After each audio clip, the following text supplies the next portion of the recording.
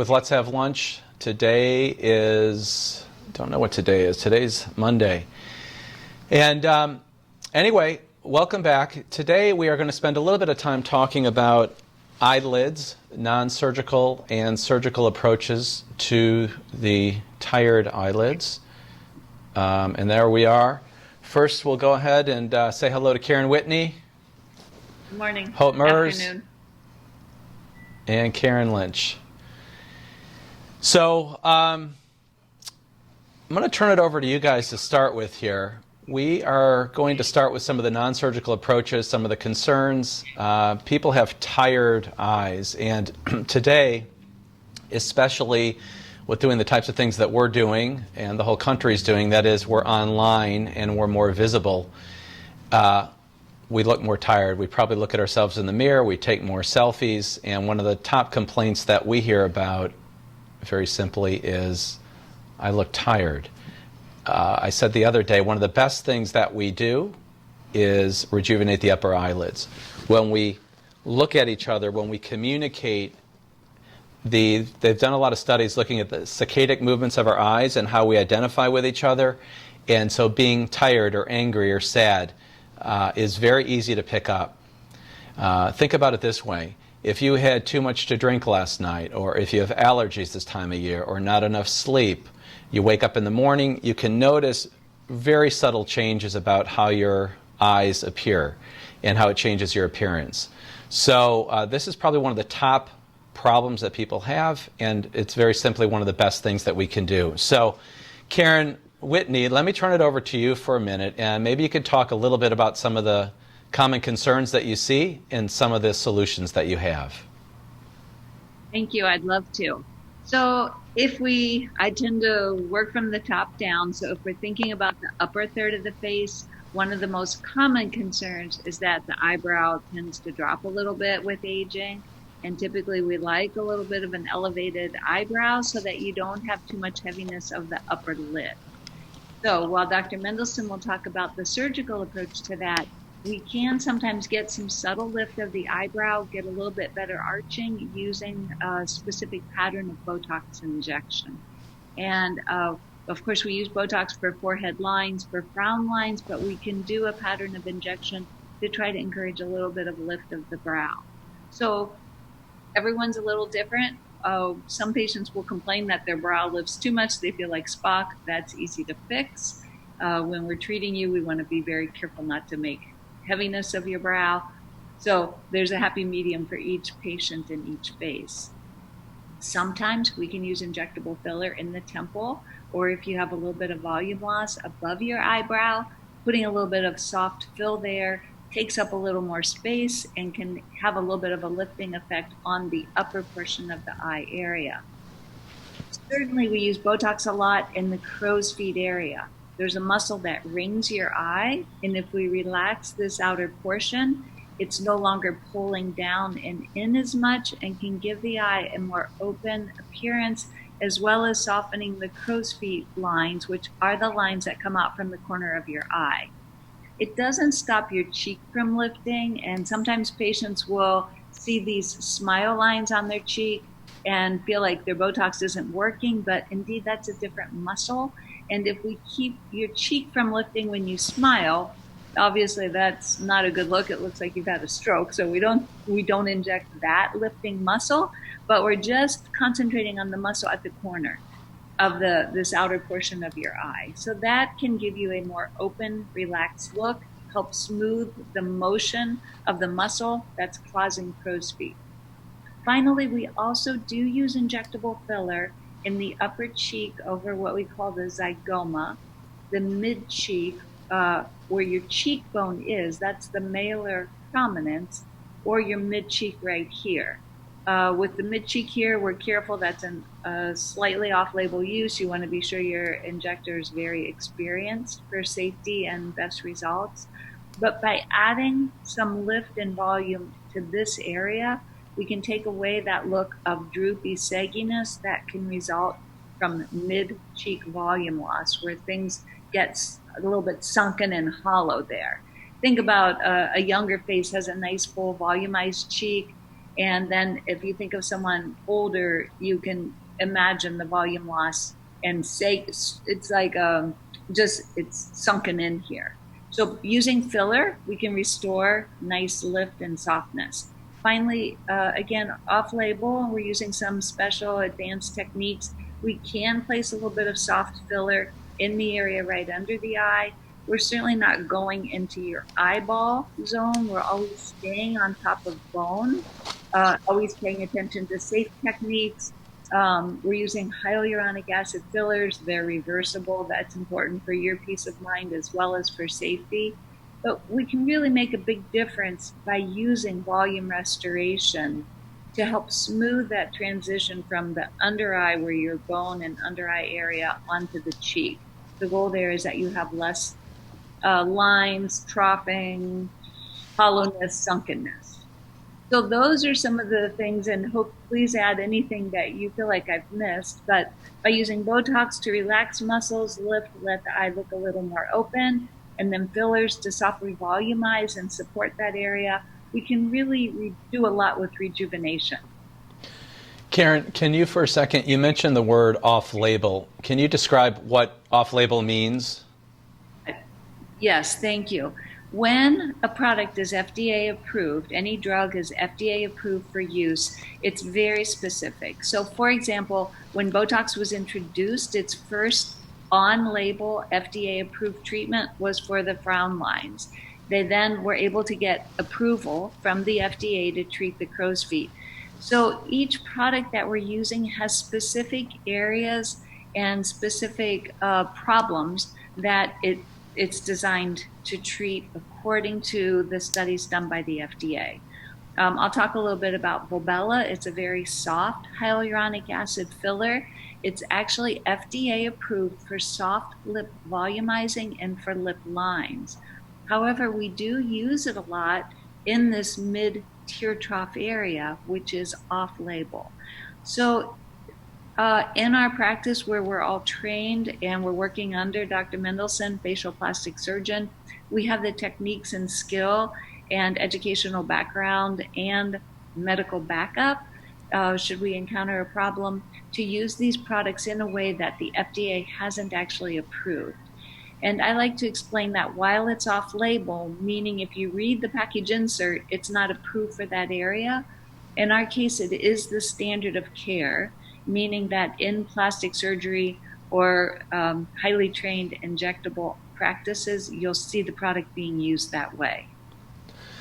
Thank you. And one thing that I just want everybody to know is that Karen is actually a national trainer for Allergan, who makes Botox and many of the filler, the Juvederm family. So she's training other physicians and nurses, nurse practitioners, and providers across the country. So I just want to make a point that off-label is very common practice, as Karen just mentioned. You mentioned that word, and I didn't want people to think that we were doing something that we shouldn't be. So, Hope, I don't know if you want to add a little bit to that. Sure. Yeah, that was great. Thank you, Karen. That was a great summary for Botox and fillers. So I'm glad we're talking about the eye area. This is just what we look at when we're conversing with people. It's also the first, I would say, the first area that starts to show signs of visible skin aging. Especially this crepey, kind of wrinkly skin that your makeup gets settled into underneath the eyes. So in addition to Botox treatment for muscle movement and filler treatment for volume loss, we want to make sure that we're paying attention to the quality of the skin in that area. We lose collagen, we lose elastin, which makes the skin thin and stretch. We want to trigger that collagen and elastin. First is a great at-home eye serum. So we have them in the office we can show you. You want something that's medical grade, that's really going to help to reverse the aging years on your skin in that area. And also, we have many treatment options. The one that I've found a lot of success with under the eye, and I'm sure we have some patients watching right now that can attest to this, but PRP, platelet-rich plasma, this is a very effective treatment for the area under the eyes. So platelet-rich plasma is a component of our whole blood. So it's part of what we see when we cut our finger or something like that, that heals the incision back together. So platelets, they are what are responsible for creating and stimulating growth factors to heal a wound, or aging really is what we use that for. But what we do is we take a blood sample and we spin it in a centrifuge, which concentrates the platelet-rich portion, and we utilize that in our treatment. So we can combine it with microneedling, where we can drive the PRP into the top part of the skin. I can also use it and inject it to the deeper layer of skin, and this really helps give a boost to create a younger, more youthful appearance, brighter, less crepiness, less wrinkles under the eye area. Great. You want to say a little bit about how, I know you talked a little bit before we went on here about the dot laser, and maybe just a little bit about how that measures in terms of results compared to maybe microneedling, PRP, and radiofrequency. Yeah, so every treatment that we use is aimed for the same result, which is tightening and improving the skin texture. Some methods will require less treatments. Some methods may require a few more. Some people may respond better to one versus another one, depending on your skin type and textural issue. But so what the dot laser does is it uses heat to drive these tiny little columns all over the skin. Those columns are going to heat up and the dead skin cells are going to flake off. That column heals in tighter and leaves a more, less crepey, tighter appearance to the under eye. Now that's something you might want to do once every few years for your skin.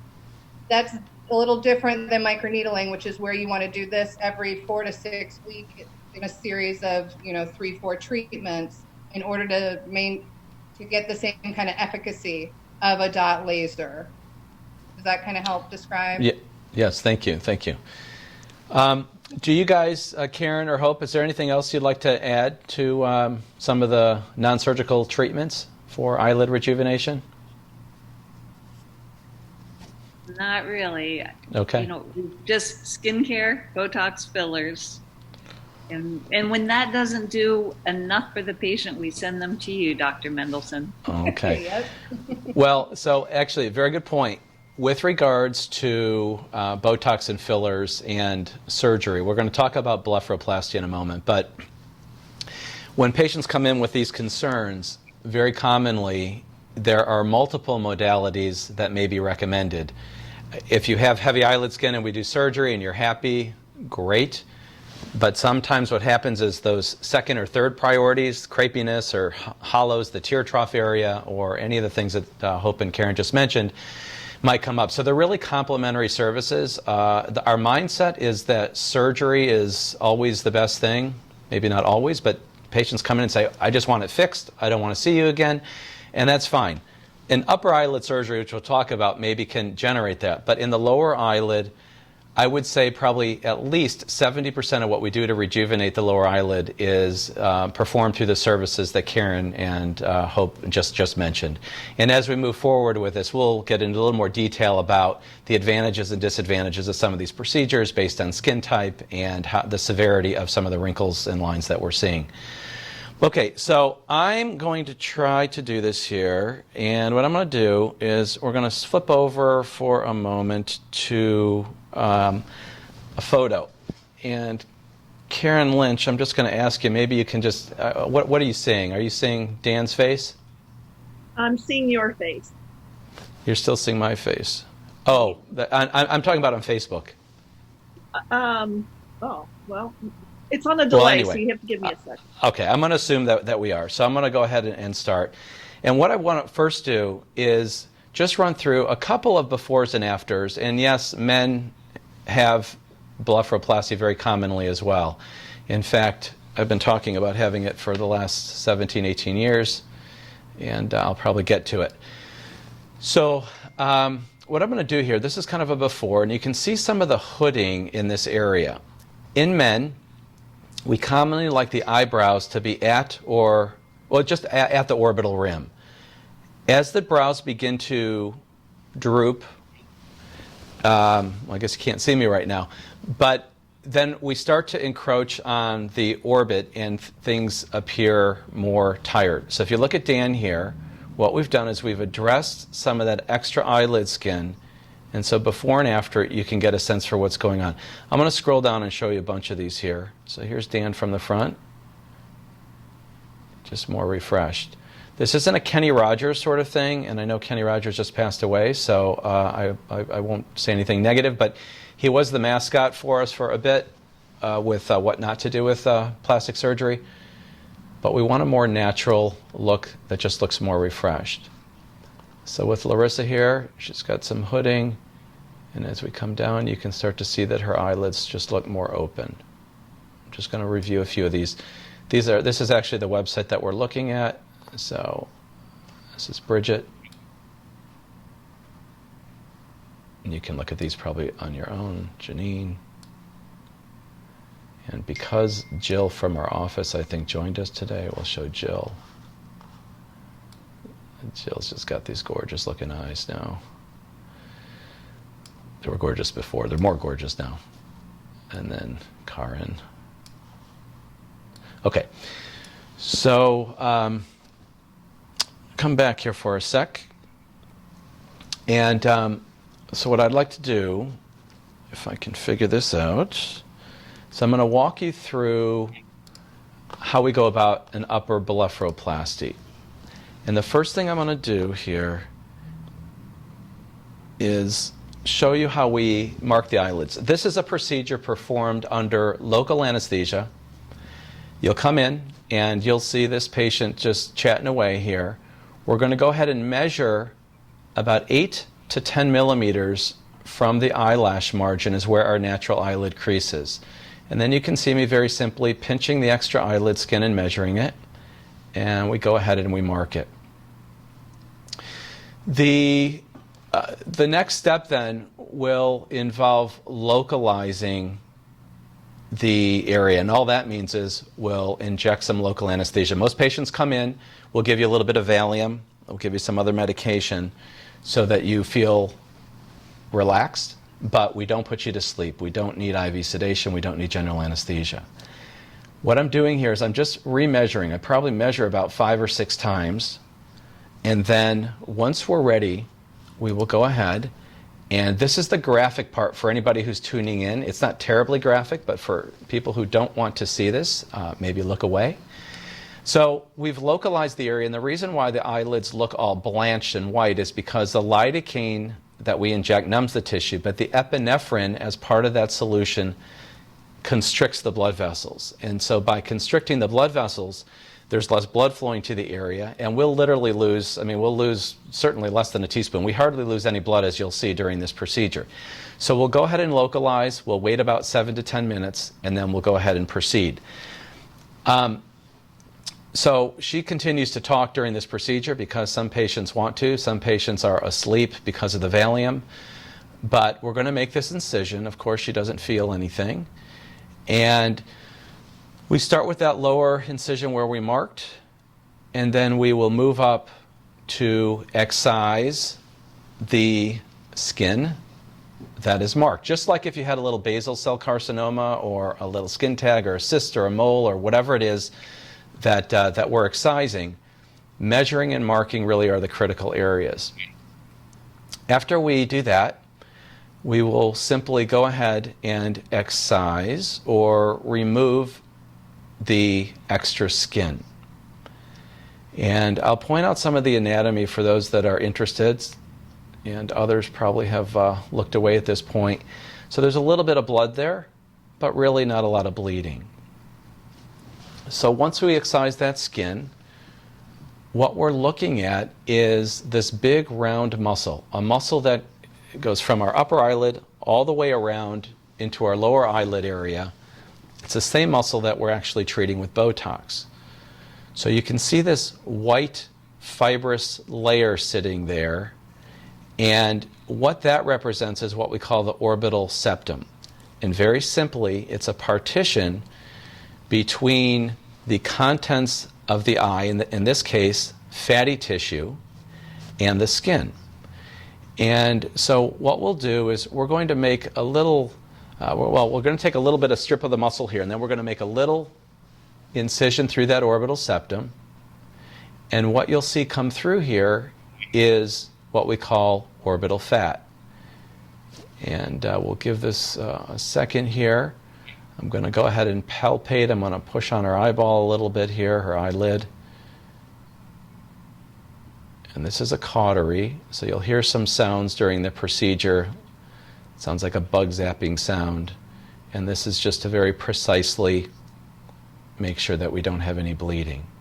By being very meticulous then, we work in a way where there's typically not much bruising following this either. So this is that orbital septum then that we talked about, and you can see that little yellowish pocket. That's some of that eyelid fat. Now the eyelid fat doesn't always need to be removed. Sometimes it's repositioned, sometimes we don't do anything with it. But when there is a moderate or larger amount, then we typically will remove some of it.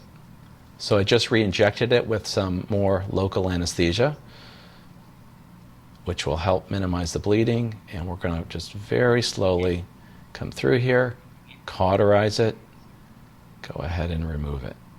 Okay? And then at the end of the procedure, well, to end the procedure, we basically are using a single suture, and it's called a running subcuticular suture. You saw where it entered by the nose there, and then it's underneath the skin. It goes back and forth until we bring the skin edges together, and at the very end you'll see we'll tie a knot there as well. This suture typically remains in place for about 6 days. We'll have you come back, and all we do is we just clip the little knot towards the nose there and just pull the stitch out. Very easy, very simple. The results, as I mentioned, from this procedure last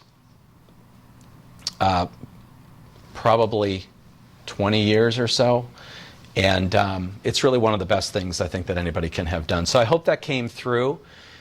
These videos are on our website and our YouTube channel as well. But we do hope throughout the week to have some patients join us, maybe who've had eyelid surgery. In fact, Karen, maybe you can come back, Karen Lynch, because Karen Lynch happens to be one of our patients as well. And she underwent an advanced lift procedure and her eyelids. And yeah, if we don't have your befores, but yeah, maybe you can put your eyes up to the camera there, Karen. And, Sure. And maybe you can, yeah, close them a little bit. So you can see right along the crease there, there's always a scar, but typically it heals quite well, and it's in a very hidden area. So, so anyway, tell us about your experience, Karen, with the bleph. Well, it was probably the easiest thing that I've ever had done anyway. I attribute it to liking it more than going to the dentist at any time. It was really quick, painless, very easy to recover from, and it was immediate. I saw the results immediately, and it was something that I really didn't even think I was going to have Dr. Mendelsohn do. And then when he said, "Oh no, let's do it," I'm like, okay. I love it. My color came back in my eyes. I didn't even realize that my color had been changing, and I really do see a lot better. And I just feel like my eyes are more open and more refreshed, and I just don't look tired like I did. And so between Hope and Karen doing their magic for the skin around the eyes, it was just never going to take the place of removing the extra skin. So I'm extremely, extremely happy. And I just can't say how easy it was and how much I just love the results. So. Yeah, I've got some male friends also who we've performed upper blepharoplasty on, and men usually aren't used to doing as much to themselves, and so there's commonly a little more anxiety, frankly, with many men.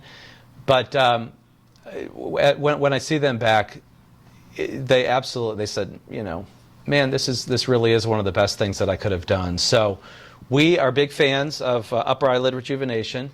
If you guys want to come back, and maybe you can talk a little bit about what we're going to do the rest of the week here.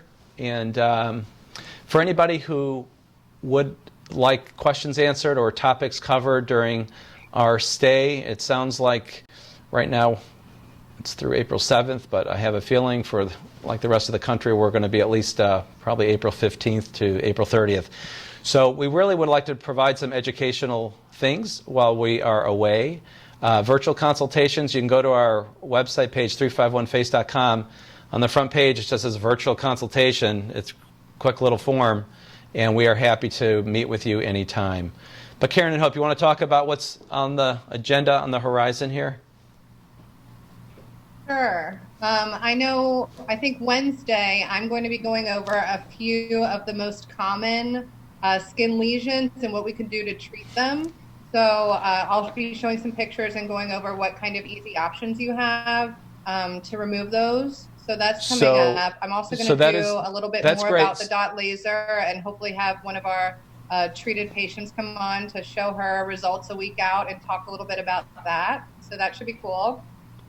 Karen, good. you And got Hope, anything soon? Hope, what we might do with your with the timing, we might do the skin on Friday because Karen won't be able to join us. So even though it's hump day on Wednesday and we kind of thought that lumps and bumps should be done on Wednesday, I think we're going to do that Friday, but we will be doing that this week. And then Karen? Yeah, we're going to talk about what to do with this kind of perioral lips around the mouth, maybe a little bit of the lower face. Again, talking about Botox and fillers, skincare treatments for those areas.